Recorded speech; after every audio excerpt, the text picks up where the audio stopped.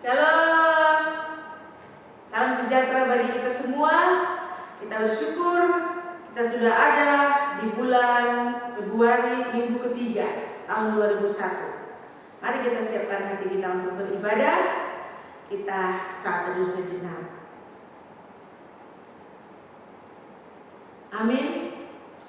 Kita akan memuji Tuhan, mengagungkan Dia, karena memang Dia Allah yang besar, Allah yang ditinggikan. Kita mau angkat pujian KPPK nomor 14, sungguh besar Kau Allahku.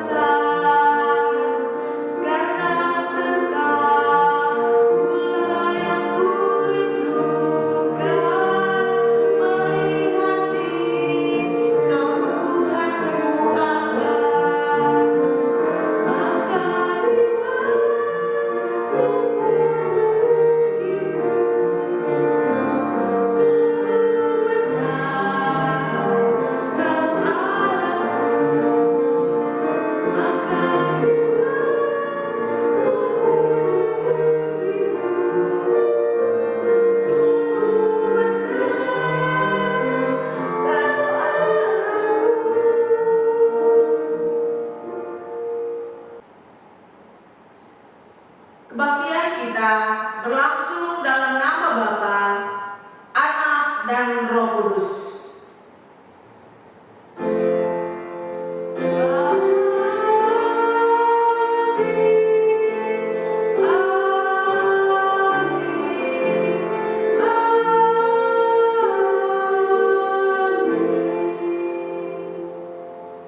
Tuhan beserta saudara dan beserta saudara juga.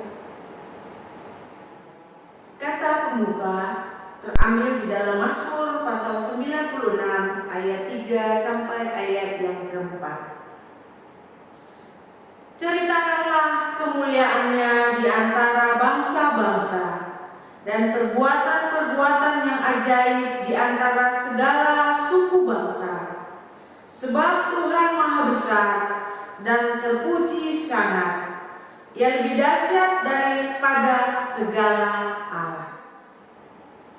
Kita berdoa. Kami bersyukur Tuhan, di minggu ketiga bulan Februari tahun 2001, kami masih melihat penyertaan Tuhan, anugerah Tuhan, berkat Tuhan dalam hidup kami. Terima kasih ya Tuhan atas pemeliharaan-Mu, anugerah-Mu dalam hidup kami. Kami sungguh bersyukur ya Tuhan. Dan hari ini kami mau mengagungkan Engkau Tuhan. Biarlah nama-Mu ditinggikan, nama-Mu diagungkan. Berkati ya Tuhan ibadah kami. Di dalam nama Tuhan Yesus kami berdoa. Amin. Saudara-saudara, mari kita kembali tenangkan diri kita di hadapan Tuhan. Kita mau mengakui dosa-dosa kita yang telah kita perbuat. Kita boleh datang ke hadapan Tuhan, memohon sekali lagi pengampunan dosa. Mari kita berdoa. Saat ini kami datang di hadapan-Mu, Allah yang Maha Kudus. Siapakah kami Tuhan? Kami adalah manusia yang tidak layak, yang seringkali melakukan dosa secara sengaja dengan sadar. Tuhan, kami datang di hadapan-Mu. Kami mau mengakui dosa dan kesalahan kami yang telah kami perbuat. Tuhan, seringkali sebagai anak kami kurang menghormati orang yang lebih tua daripada kami. Sebagai orang tua, kami juga seringkali tidak menjadi teladan bagi anak-anak kami. Sebagai pemimpin, Tuhan, seringkali kami berlaku tidak sabar terhadap orang-orang yang menjadi bawahan kami. Kami juga mau berdoa Tuhan, seringkali sebagai bawahan, kami juga tidak melakukan tugas kami dengan baik. Untuk itu kami mau datang ke hadapan Tuhan. Mohon Tuhan yang menyucikan kami, mengampuni dosa dan kesalahan kami. Tuhan, biarlah ini bukan sekedar satu rutinitas, tapi betul-betul menjadi satu komitmen kami. Kami mau belajar Tuhan untuk hidup lebih baik lagi daripada yang lalu. Berkati waktu di depan kami, supaya kami boleh terus melihat anugerah Tuhan begitu besar, mendorong kami, memotivasi kami untuk hidup menyenangkan hati Tuhan. Inilah doa kami. Di dalam nama Tuhan Yesus kami berdoa. Amin.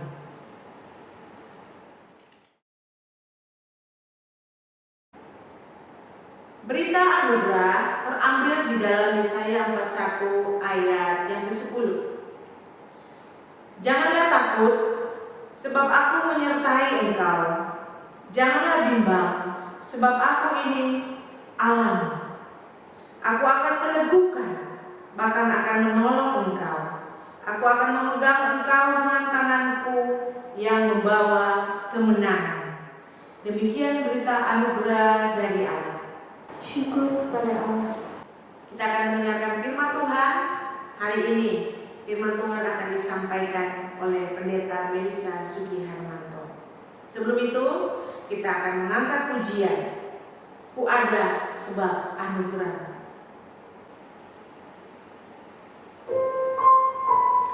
Ku ada sebab anugerah Tuhan. Kita ada di dunia ini karena kasih karunia Tuhan. Mari kita angkat pujian ini.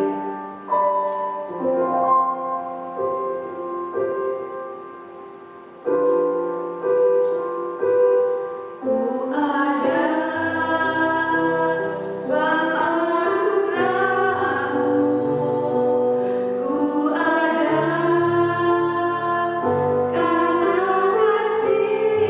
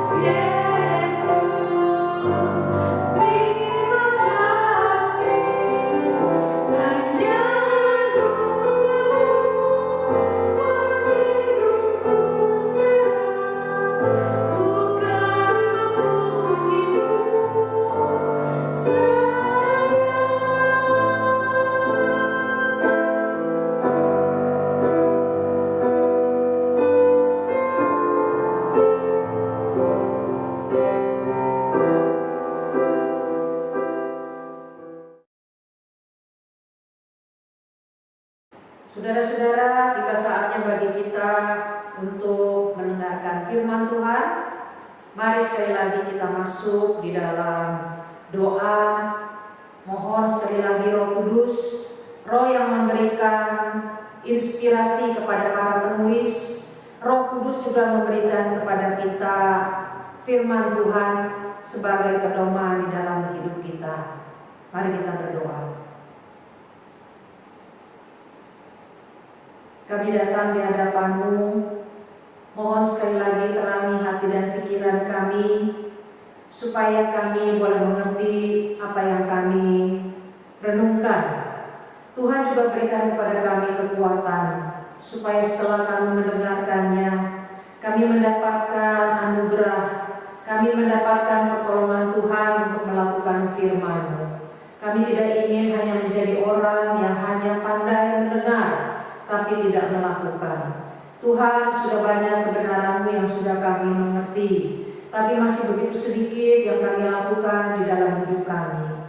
Berkati Tuhan pemberitaan firman-Mu, biarlah Roh yang sama bekerja secara leluasa di dalam hati dan pikiran kami.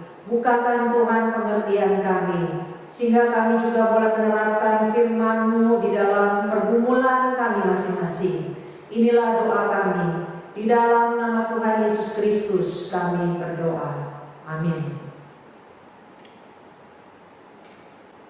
Kita akan membaca firman Tuhan yang pada pagi ini terambil dari Yosua pasal 6 ayat yang ke-16.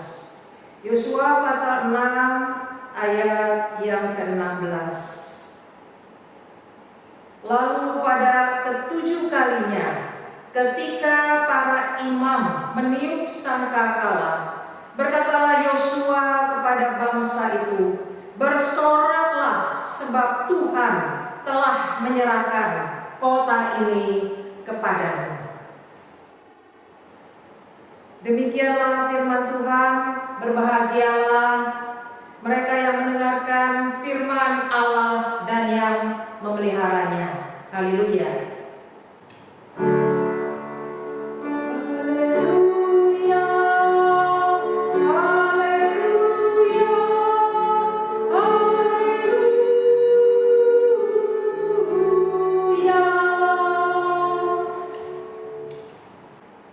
Bapak Ibu, saudara-saudara sekalian, tema kita pada pagi ini berjalan bersama Allah yang memberi kemenangan. Berjalan bersama Allah yang memberi kemenangan. Kita telah membaca tadi tentang kitab Yosua pasal 6, menceritakan bagaimana Yosua meruntuhkan tembok Yeriko. Kita lihat tembok Yeriko itu seperti apa. Di gambar kita melihat bahwa dikatakan tingginya 12 meter. Apa yang tertera ini adalah reruntuhan daripada tembok Yeriko. Maka di atas tembok itu dapat berjalan 4 kuda karena begitu tebalnya tembok tersebut. Kita tahu saudara-saudara, luas daripada tembok itu juga begitu besar, yaitu 4 hektar. Inilah keadaan daripada tembok Yeriko. Lalu kita akan melihat bagaimana penduduk daripada Yeriko. Kita tahu bahwa mereka terkenal sebagai bangsa yang hebat dalam berperang, karena mereka memiliki senjata, mereka memiliki strategi perang yang hebat, dan mereka memiliki 40.000 pasukan perang. Saudara-saudara bisa dibayangkan bagaimana mereka seringkali mengalami banyak kemenangan. Dan penduduk Yeriko juga dikenal sebagai penduduk yang ganas dan barbar, atau penduduk yang kejam. Dari Ulangan pasal 12 ayat yang ke-31, jangan engkau berbuat seperti itu terhadap Tuhan Allahmu, sebab segala yang menjadi kekejian bagi Tuhan, apa yang dibencinya, itulah yang dilakukan mereka bagi Allah mereka. Bahkan anak-anaknya lelaki dan anak-anaknya perempuan dibakar mereka dengan api bagi Allah mereka. Saudara, mereka bukan saja dikenal kejam kepada pada bangsa lain. Bahkan mereka terhadap anak-anaknya sendiri pun mereka berani membakarnya sebagai korban persembahan untuk Allah mereka. Kira-kira kalau pada zaman sekarang adalah ISIS pada zaman sekarang ini. Saudara-saudara, inilah penduduk dan kota yang harus ditaklukkan oleh Yosua. Saudara-saudara, kita lihat apa yang Yosua lakukan. Yosua tidak meruntuhkan tembok Yeriko. Kita tahu dia tidak mengirimkan pesawat yang memang waktu itu belum ada, seperti yang dilakukan oleh teroris pada waktu di Amerika. Pesawat itu menabrak gedung World Trade Center. Yosua juga tidak memberikan dinamit atau bom untuk meruntuhkan tembok yang begitu kuat dan kokoh. Yosua juga tidak memiliki alat berat, yaitu bulldozer. Jadi apa yang Yosua lakukan? Yosua tidak meruntuhkannya. Yosua tidak mengirim pasukan perangnya.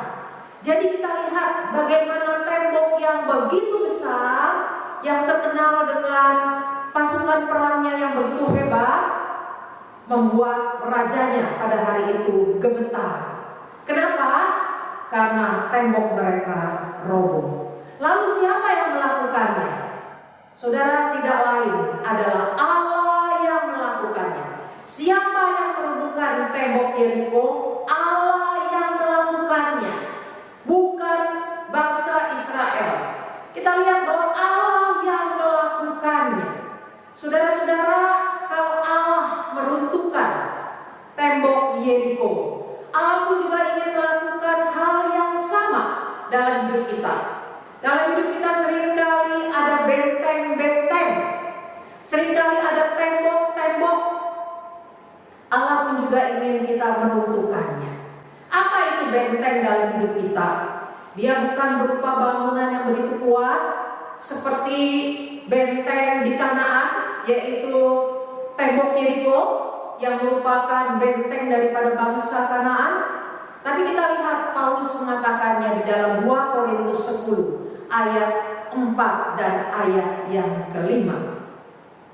Karena senjata kami dalam perjuangan bukanlah senjata duniawi, melainkan senjata yang diperlengkapi dengan kuasa Allah yang sanggup untuk meruntuhkan benteng-benteng. Kami mematahkan setiap siasat orang dan meruntuhkan setiap kubu yang dibangun oleh keangkuhan manusia untuk menentang pengenalan akan Allah. Kami menawan segala pikiran dan menaklukkannya kepada Kristus. Saudara, Paulus mengatakan benteng itu juga adalah siasat, benteng itu juga adalah kubu. Saudara-saudara, kalau pada zaman ini benteng itu adalah pola pikir kita, argumen kita, alasan, pendapat, keyakinan yang menghalangi pengenalan kita akan Allah, yang membuat kita tidak bertumbuh di dalam kerohanian. Nah, benteng-benteng ini dikatakan perlu untuk dirobohkan. Kenapa? Karena menentang, melawan pengenalan kita akan Allah, membuat kita tidak lagi jadi takluk taat kepada Allah. Bapak Ibu yang saya kasih dalam Tuhan, saudara-saudara, pola pikir apa yang menghalangi kita untuk semakin mengenal Tuhan? Kita melihat di gambar ini ada sebuah benteng atau kubu. Kenapa setiap kerajaan, hampir setiap kerajaan pada zaman dulu memiliki benteng? Sudah tentu karena mereka ingin memagari bagian dalam, di mana ada raja, ada orang-orang yang begitu penting, supaya tidak ada orang yang dapat menerobos atau melewatinya. Jadi benteng itu dibuat supaya tidak ada yang dapat melewatinya. Bapak Ibu, seringkali kita di dalam hidup kita ada benteng-benteng yang tanpa sadar, ya, Kita tidak ingin ada yang melewatinya. Kita begitu nyaman dengan benteng-benteng yang ada di pikiran kita, yang menjadi pendapat kita, yang menjadi alasan kita, yang menjadi keyakinan kita. Bapak Ibu, kita melihat beberapa hal yang terjadi. Apa yang orang ini katakan? Allah tidak akan pernah mengampuni saya. Benteng apa yang dia miliki? Dia merasa benteng, merasa bersalah. Begitu mencengkeram, begitu menghantui pikirannya. Kita mungkin juga pernah mendengar orang berkata, saya tidak akan pernah mengampuni orang itu. Ini merupakan benteng kemarahan, benteng kebencian yang ada di dalam hati orang tersebut. Kita melihat seringkali kita berkata, dalam hidup saya seringkali saya mengalami hal yang buruk, terus-menerus hal yang buruk. Ini adalah benteng mengasihani diri atau benteng putus asa. Saudara-saudara, ternyata ada juga orang yang memiliki benteng kesombongan. Apa itu benteng kesombongan? Seringkali dalam hidupnya, di pikirannya, yang menjadi motivasi dia, yang menjadi kerinduan dia adalah membuktikan kepada orang lain bahwa dia itu bisa. Saudara-saudara, satu sisi nampaknya baik, tapi kalau kita belum bisa, maka ini akan berakibat fatal. Oleh karena itu, benteng kesombongan ini juga harus kita robohkan dalam hidup kita. Saudara-saudara, kita akan melihat yang berikutnya. Ada benteng ketakutan yang begitu banyak, khususnya pada masa pandemi ini. Seringkali kita melihat rekening kita atau uang kita merasa hanya tersisa untuk 1 minggu atau untuk beberapa minggu ke depan. Saudara, benteng ketakutan itu begitu mencengkeram kita, membuat kita begitu ketakutan. Atau kita berkata, saya sudah mencoba dari dulu sampai sekarang, tapi saya tidak pernah bisa. Saudara-saudara, ini adalah benteng patah semangat. Atau kita mengatakan nilai saya, harga diri saya itu sama dengan apa yang saya miliki. Kalau saya mengenakan baju-baju yang bermerek, yang mahal, maka saya merasa saya terangkat harga diri saya. Saudara, ini sebenarnya adalah benteng materialisme, karena kita menempatkan harga diri kita pada apa yang kita miliki. Dan yang terakhir, saya merasa saya akan dihargai kalau penampilan saya itu baik. Tapi kalau penampilan saya buruk, saya merasa orang lain tidak akan menghargai saya. Saudara, kita memiliki satu benteng penampilan yang begitu banyak di dalam hidup kita. Saudara-saudara, bagaimana kita bisa mengenali benteng atau pola pikir ya yang melawan akan pengenalan akan Allah? Saya akan berikan contoh ini saya ambil dari sebuah buku ya, seorang wanita. Dia sudah menikah 15 tahun. Dan dia memiliki 3 orang anak. Pada suatu pagi dia bangun dan dia mendapati suaminya sudah tidak ada lagi di sampingnya.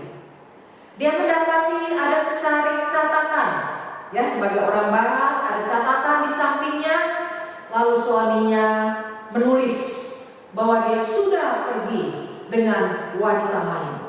Dia juga jelaskan bahwa dia sudah mengosongkan rekening banknya. Dan dia juga sudah menyewa seorang pengacara untuk proses perceraian. Saudara-saudara, bagaimana kita mengenali benteng atau pola pikir yang ada pada wanita yang sedang mengalami kasus ini atau mengalami masalah ini? Benteng apa yang ada pada diri wanita ini? Saudara-saudara, kita melihat ya bahwa benteng yang dimiliki oleh wanita itu adalah benteng ketakutan. Ya, dia takut sekali bagaimana nanti dia akan menghidupi anaknya. Apakah dia mampu menghidupi ketiga anaknya? Apa kata orang terhadap pernikahan dia? Apa kata keluarganya? Kepada siapa suaminya sudah menceritakan apa yang terjadi di dalam rumah tangganya? Saudara-saudara, apa yang diungkapkan adalah satu bentuk ketakutan demi ketakutan. Saudara-saudara yang saya kasih dalam Tuhan, ketika kita berbicara kepada wanita ini, pertama kita harus mengerti apa yang menjadi temanya dia. Temanya dia adalah tema ketakutan. Kita bisa berbicara, kita boleh menguatkan dia untuk menghadapi ketakutan demi ketakutan yang dia hadapi. Saudara, maka dalam hatinya dia akan berespon, orang ini mengerti apa yang menjadi pergumulan saya. Tapi ketika kita berbicara langsung kepada jangan khawatir, firman Tuhan mengatakan janganlah kamu khawatir, maka saudara, wanita itu merasa kamu tidak mengerti persoalan saya, ketakutan saya yang sesungguhnya. Saudara-saudara yang saya kasih dalam Tuhan, kita melihat bahwa bisa jadi kondisi kita seperti wanita tersebut. Bisa jadi kita juga ada di dalam kondisi ketakutan. Kita takut akan rekening yang ada, yang kita miliki. Kita takut akan kesehatan kita. Kita takut akan masa depan kita. Kita takut akan kesetiaan pasangan kita. Kita takut apa kata orang. Ketakutan demi ketakutan. Tema kita adalah tema ketakutan. Kalau itu yang memang terjadi, maka saudara, kita perlu mengenali benteng atau sesuatu yang mencengkeram hati kita, yaitu ketakutan. Saudara-saudara, kita lihat kalau itu yang terjadi, kita datang kepada Tuhan, kita mengakui Tuhan, ada satu benteng, ada satu pikiran yang begitu menguasai saya, yaitu ketakutan.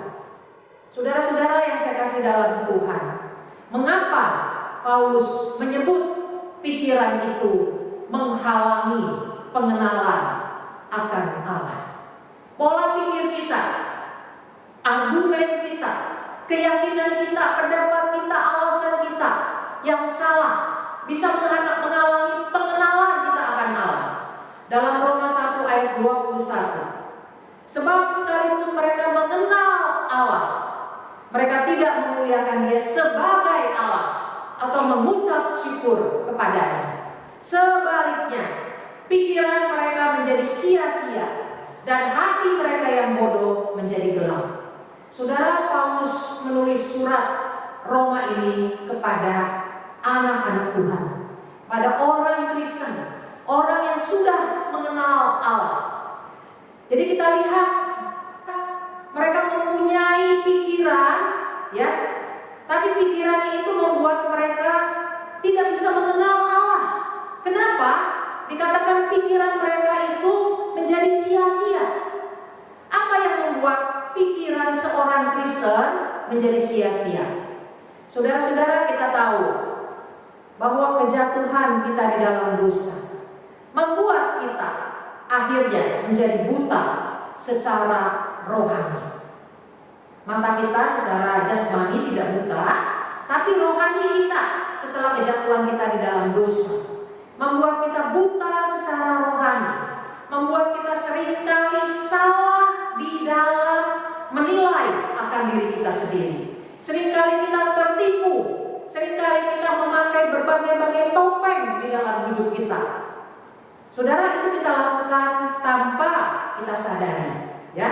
Karena kebutaan kita secara rohani membuat kita tidak bisa melihat, ya, yang benar, membuat kita seringkali justru memakai topeng-topeng di dalam kehidupan kita.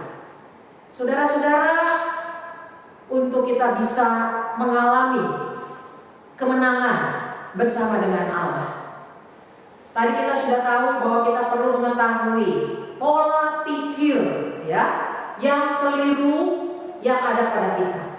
Apakah kita mempunyai pikiran kecemasan? Apakah kita mempunyai pikiran kita yang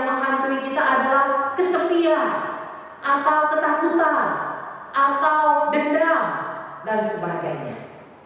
Saudara-saudara, selain kita perlu mengetahui apa yang mencengkeram pikiran kita, kita juga perlu melihat ternyata dosa membuat kita seringkali kita memakai topeng.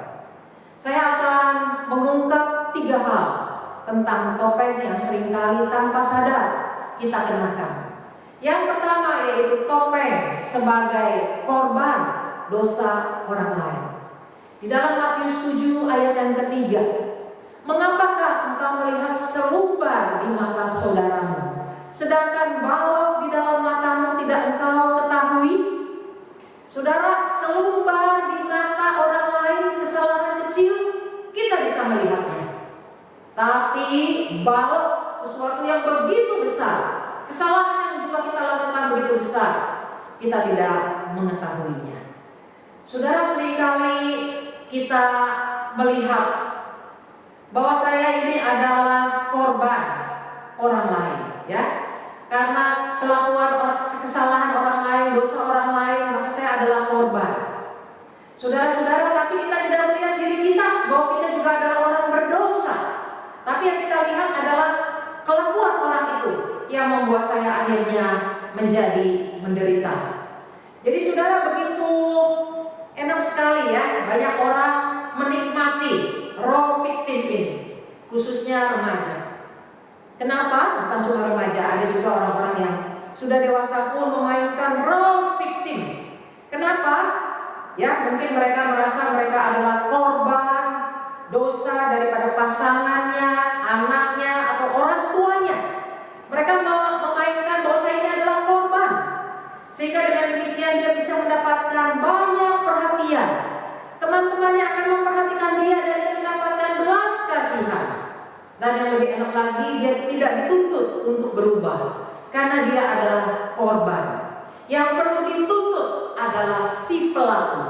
Saudara-saudara, sehingga tanpa sadar kita membuat orang-orang yang mengetahui cerita kita kalau kita ini adalah korban, membuat orang yang mendengar cerita kita membenci si pelaku. Padahal belum tentu sepenuhnya dia adalah pelaku. Bisa jadi kita juga ada andil di dalamnya. Saudara-saudara, namun seringkali dosa membuat kita tidak bisa melihat diri kita juga adalah sebagai orang berdosa. Dosa membuat kita hanya melihat dosa orang lain. Saudara-saudara, kalau itu yang terjadi pada diri kita, biarlah kita boleh datang kepada Tuhan dengan jujur kita berkata, Tuhan, saya juga adalah manusia berdosa. Saya juga membutuhkan pengampunan dari Tuhan. Dan saya juga tidak ingin sepenuhnya terus menyalahkan orang lain sebagai penyebab daripada semua yang saya derita. Saudara-saudara, itu topeng yang pertama. Topeng yang kedua, Galatia 6 ayat 7 dan 8, jangan sesat, Allah tidak membiarkan dirinya dipermainkan. Karena apa yang ditabur orang, itu juga yang akan dituainya. Sebab barang siapa menabur dalam dagingnya, ia akan menuai kebinasaan dari dagingnya. Tetapi barang siapa menabur dalam roh, ia akan menuai hidup yang kekal dari roh itu.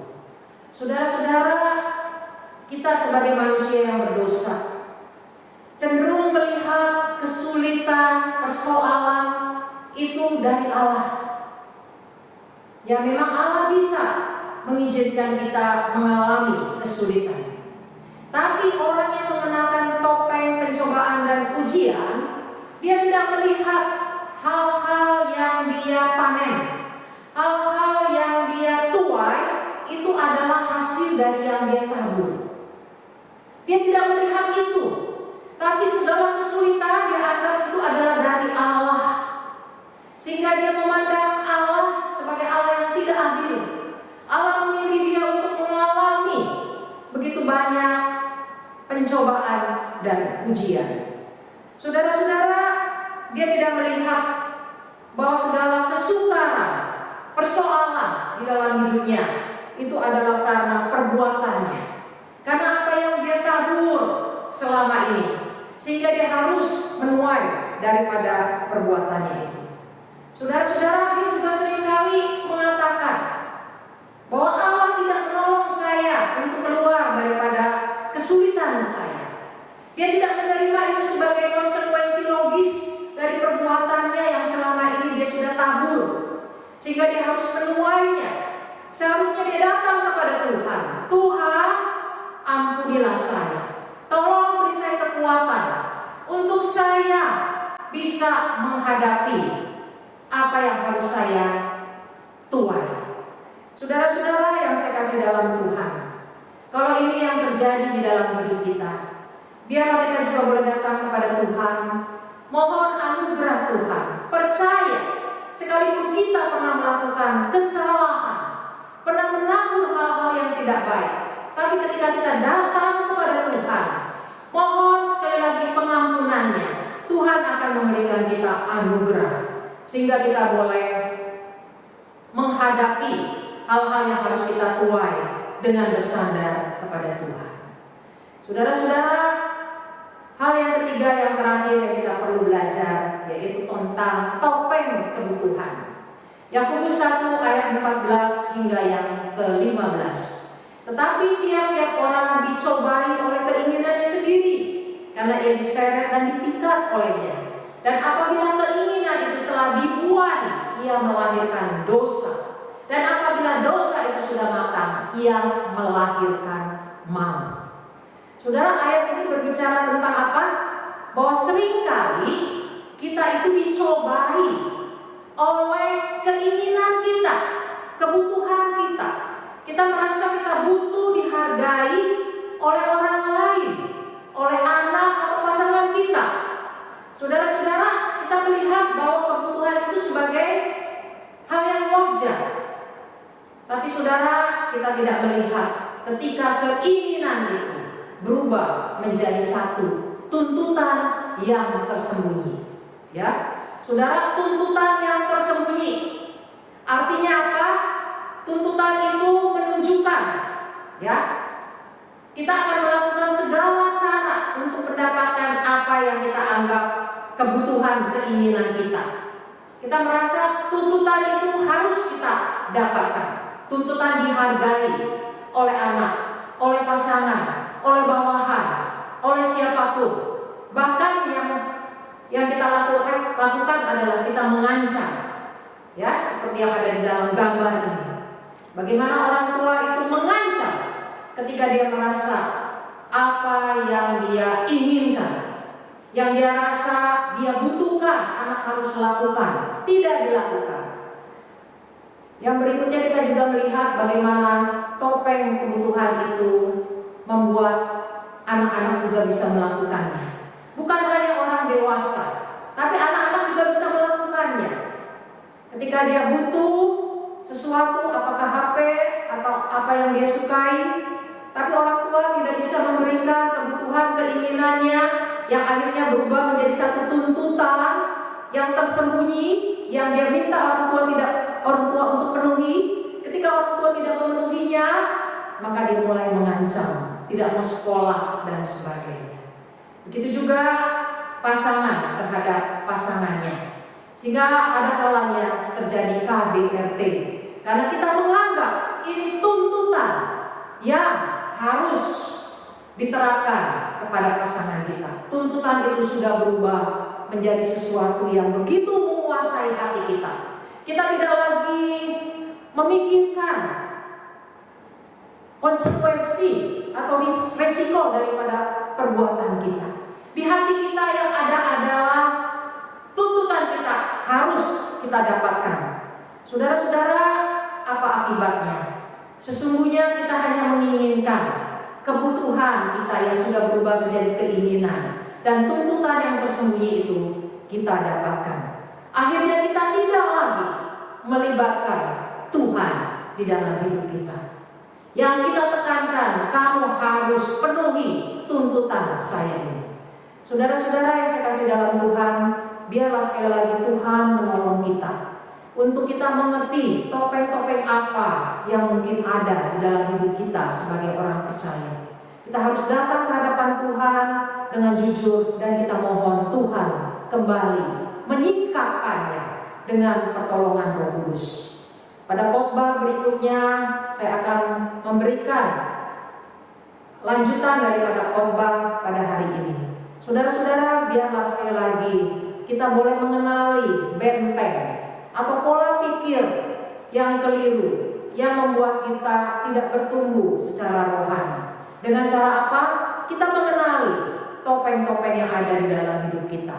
Apakah topeng itu adalah topeng kita sebagai korban karena dosa orang lain? Apakah itu topeng pencobaan? Apakah itu topeng kebutuhan? Biarlah kita boleh datang kepada Tuhan. Mohon sekali lagi Tuhan menolong kita sehingga kita boleh jujur di hadapan-Nya. Amin. Saudara-saudara, kita akan masuk dalam doa.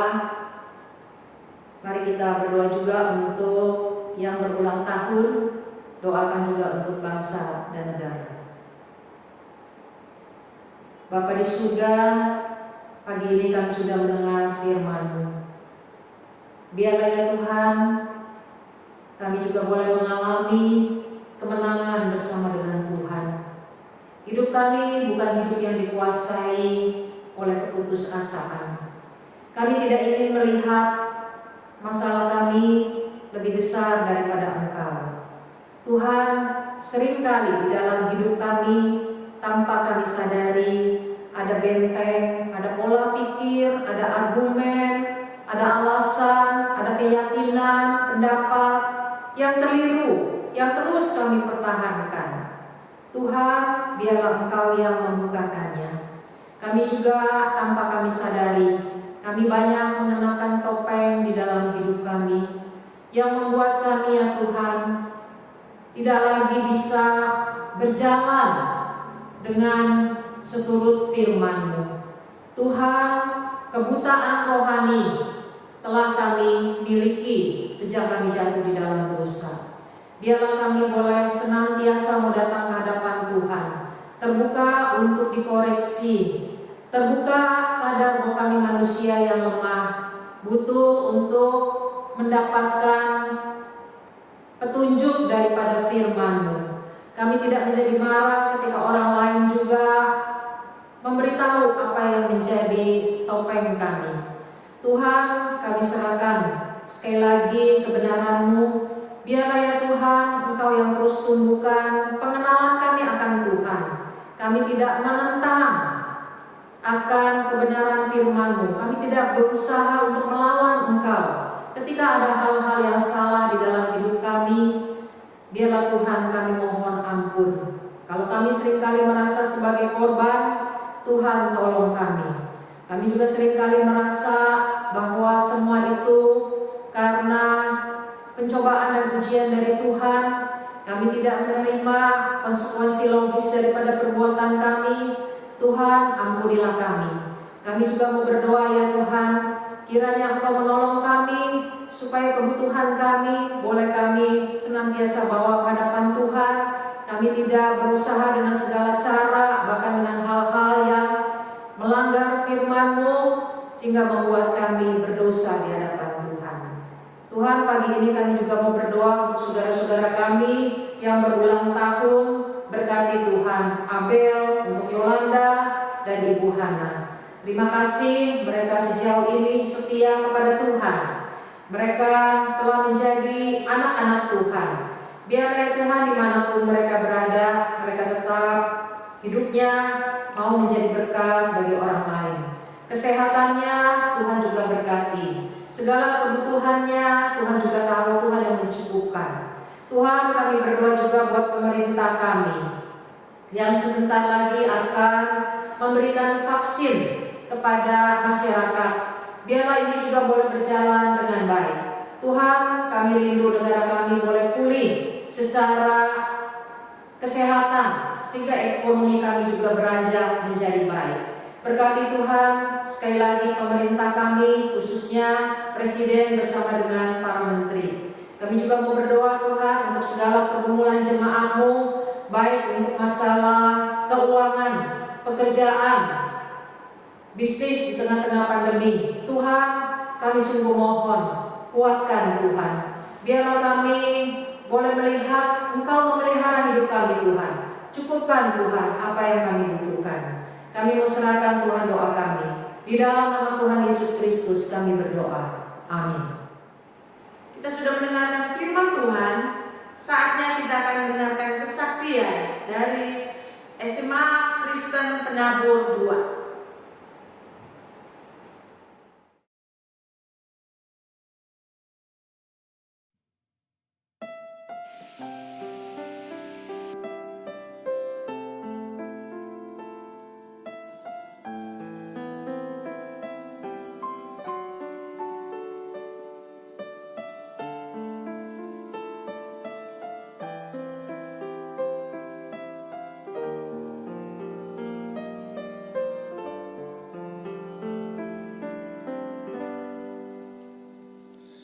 Di sela hening hati ini, ku dengar sabda-Mu ya Tuhan, menggema lembut dalam kalbu, membuka mata hatiku.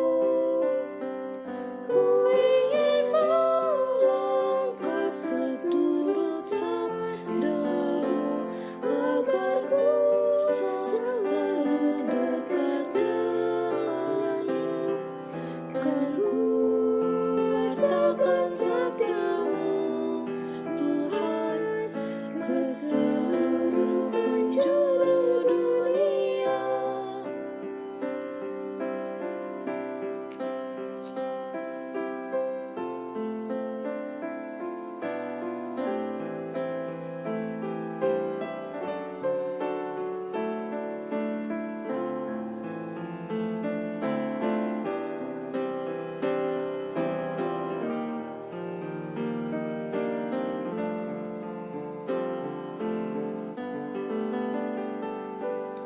Ajarku untuk selalu setia menjadi saksi dan pewarta hingga di seluruh dunia. Memuji-Mu, haleluya. Ku ingin melangkah seturut sabda-Mu, agar ku selalu dekat denganmu. Kan ku wartakan sabda-Mu, Tuhan, ke seluruh penjuru dunia. Ku ingin melangkah seturut sabda-Mu, agar ku selalu dekat denganmu. Kan ku wartakan sabda-Mu, Tuhan, ke seluruh penjuru dunia. Ku ingin melangkah seturut sabda-Mu, agar ku selalu dekat denganmu. Kan ku wartakan sabda-Mu, Tuhan, ke seluruh penjuru dunia.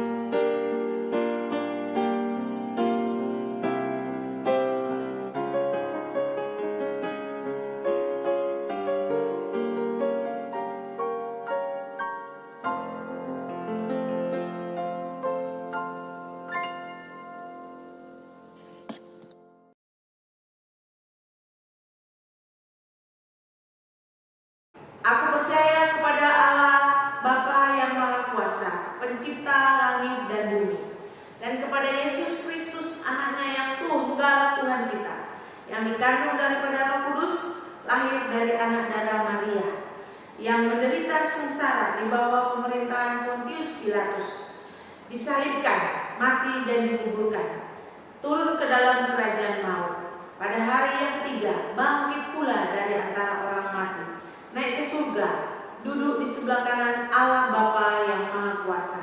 Dan dari sana ia akan datang untuk menghakimi orang yang hidup dan yang mati. Aku percaya kepada Roh Kudus, gereja yang kudus dan am, persekutuan orang kudus, pengampunan dosa, kebangkitan orang mati, dan hidup yang kekal. Amin. Saatnya kita akan memberikan persembahan. Nats persembahan terambil di dalam 1 Tawari pasal 29 ayat 17a. Aku tahu ya Allahku, bahwa Engkau adalah pemuji hati dan berkenan kepada keikhlasan. Maka aku pun mempersembahkan semuanya itu dengan sukarela dan tulus ikhlas. Dan sekarang umatmu yang hadir di sini telah kulihat memberikan persembahan sukarela kepadamu dengan sukacita. Kita boleh memberikan persembahan kepada Tuhan melalui transfer yang tertulis di bawah ini, atau kita scan lewat barcode yang ada. Kita akan mengakhiri ibadah kita pada hari ini.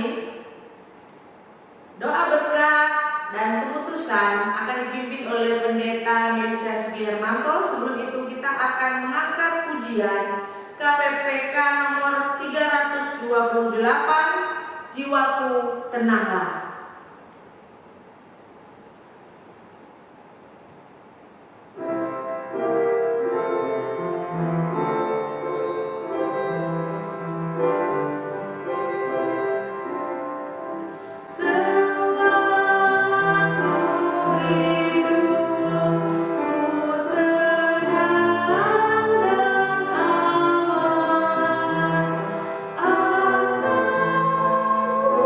Susah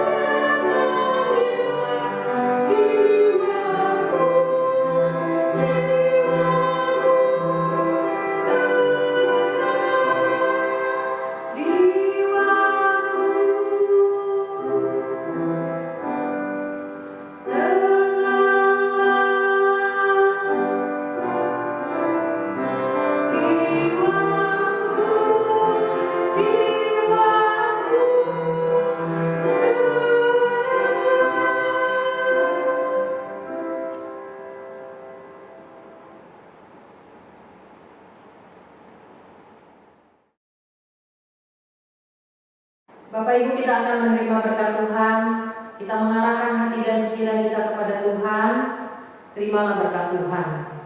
Karena senjata kami dalam perjuangan bukanlah senjata duniawi, melainkan senjata yang diperlengkapi dengan kuasa Allah yang sanggup untuk meruntuhkan benteng-benteng.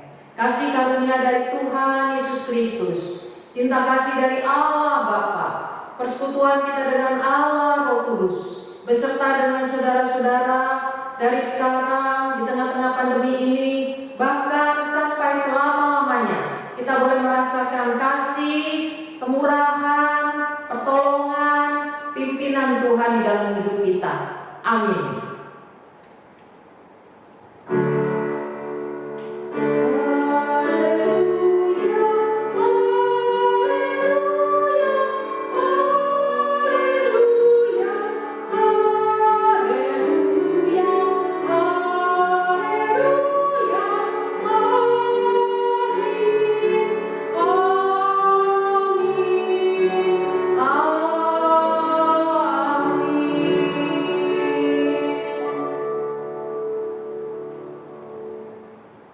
Ibadah selesai. Selamat hari Minggu. Tuhan Yesus memberkati.